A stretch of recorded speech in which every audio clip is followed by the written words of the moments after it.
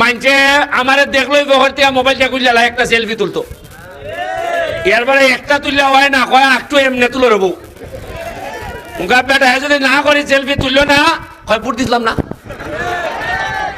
তোমরা বেটা পুট দিছে, বেটা সেলফি তুলতো না। তবে মাহবুব ভাই যে আইছিল, মাহবুব ভাই তো আইছিল আপনার সাথে দেখা করতো না, খবর জিয়ারত করতো।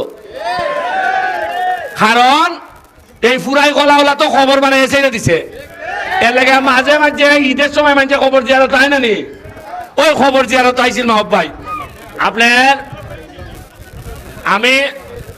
আমি যে বাজারের এই কোনার থেকে এই কোনা রাখতাম, আপনারা যদি একজন আমার সাথে থাকেন দেখতে পারবা, মানছে আমার দেখলোই বহর থেকে মোবাইলটা খুললে একটা সেলফি তুলতো, এরপরে একটা তুললে হয় না, কয় একটু এমনি তুলে রবো। উনকা বেটা যদি না করে সেলফি তুললো না, কয় পুট দিছিলাম না। তোমরা বেটা পুট দিছে, বেটা সেলফি তুলতো না। সাইত্যান একদিন গেলে বিগাইলা বেলা আর বিরাইতারি না, ওই রাইত পর্যন্ত সাইত্যানি তখন লাগে। আমার 21টা হইল ইউনিয়ন, 2টা পৌরসভা, ডেলি একটা করে দিলে লাগে কদিন।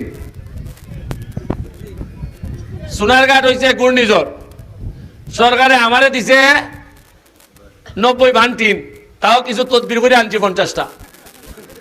আর মানুষে এই হিসাব দিল 150 থেকে 200 বাড়ির চালই নিছি। উনকা 90 ভান দিয়ে আরো রয়েছে 70 ভান, সরকারে তো 1 টাকা দিছে না। আমার এখন ভোট দিছিলাম না, চিন্তা করি। কার বেটার তো আর মাথার মধ্যে নাই কবান, বেটার কত না আমার বাড়ির বান খান কই। আপনারা বিশ্বাস করেন, আমি মনে হয় একমাত্র এমপি ওইবার 3 মাসের ভিতরে 12 কেজি ওজন কমিয়েছে। আপনারা আমার চেহারা দেখলে বুঝতে পারবেন, হাত ডিউটি করুন যায় উনকা। আর আগে আমার মানছে কইছেন বেটা এমপি হইয়া বেটা খালি মুরগি খাইবা, কষি মুরগি। উনকা কষি মুরগি খাইতাম তো দূরের কথা, বা তুই ভাই না বালা করিয়া। যে বেটা দাওয়াত দেয় সাইটটা বালা করিয়া বা তো জানে, এ বেটা বাড়ির যাইবার সময় বেশি না, দুপুরে বেলা শেষ। এবারে বেটার বিকাল বেলা গিয়া দেখা যায় বাতে হতে টান হয়ে গেছি গিয়া, এবার এটা খাওয়া আর না খাওয়া ওমান। এরপরে ওই আমার চেয়ারম্যান সাহেব কইলা যে এইখানের কিছু মানুষের দুঃখ রেবো, তুমি আইলাইন একটা দিন আইতে যাইতে এই জায়গাটার মধ্যে মুরব্বী হলদের দুঃখ। আর আমার যিনি আমার সাথে প্রতিদ্বন্দ্বী আসলা মাহবুব ভাই, তাই একদিন এখানে আইয়া গেছেন এই ঈদের সময় মনে হয়। তা আমার কইলা তুমি যে আইছো না, এটা একটা মানুষের মেয়ে দুঃখ পাইছে, কষ্ট পাইছে, এইটার লেগে তো আমি মাপ চাই, আমি আইতে আসছি না। তবে মাহবুব ভাই যে আইছিল, মাহবুব ভাই তো আইছিল আপনার সাথে দেখা করতো না, খবর জিয়ারত করতো। কারণ এই ফুরাই গলাওয়ালা তো খবর বানাই ছেড়ে দিছে। এর লাগে মাঝে মাঝে ঈদের সময় মাঝে খবর জিয়ারত হয় না নি, ওই খবর জিয়ারত আইছিল মাহবুব ভাই। আর আমি ঘোষণা দিছি খবর জিয়ারত না, বাগান বানাইয়া চাইলে দিব, মানছে আইব, আমি আউন লাগতো না। ওগা কইবা কেমনে বানাইবা বাগান, কেমনে বানাইবা? মাত্র 3 মাস হয়েছে, টাকা বরাদ্দ পাইছি 29 কোটি। কয় কোটি? বালা কইরা কন্যা খানা কয় কোটি? এর মধ্যে 25 কোটি হইলে আমি সোনাঘাট আর মাধবপুরে খালি রাস্তা বানাইতাম পারবো। আমারে দিত না একটা, আমি একটা টেকো চৌকো দেখতাম না। কিন্তু আমার ক্ষমতা হইল কোনানো রাস্তা হইব, এটা আমি লিখে দিব। 25 কোটি পাইলে আপনারা 12 কোটি, আর সোনারঘাটে 12.5, আর সোনারঘাটে কত?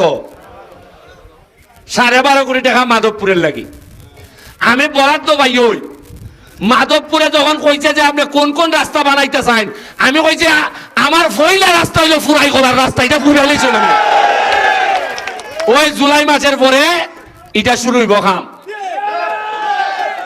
আপনারা কইতে রইল মিয়া নির্বাচনে ভোট চাইবার আগে ভাই যাই বুড়ি আসলাম, উনকা গেঞ্জি বুড়ি আটকিতা। কারণ নির্বাচনের আগে আসলাম, ভোট নিতাম, আপনারা সাহায্য চাইতাম। আর এখন আমি আইছি ভোটের লাগে না, আমি খামলাগিরি করবার লাগে আইছি। এমপি না, ইটা শেষ। খালি আমি যারা ফেল করাইয়া বাস করছি আপনার ভোটে, মনে রাখবেন আমি সেই এমপি। খালি সোনারঘাট মাধবপুর না, সারা বাংলাদেশের এমপিদের কাজ শক্ত হয়ে যাবে এখন।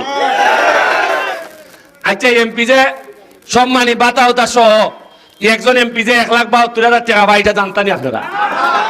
এই যে 15-20 বছর গেল, আগের এমপিরা এমন ভাবে চলছেন, বোঝা গেছে যেমন আপনার লাগে মাগ না সাপ্লাই দিতেছেন। তারা এমন ভাবে এমপিরা হাঁটাহাঁটি করছেন, বোঝা যায় ইমাম সাহেবের মতো 6,000 বেতন।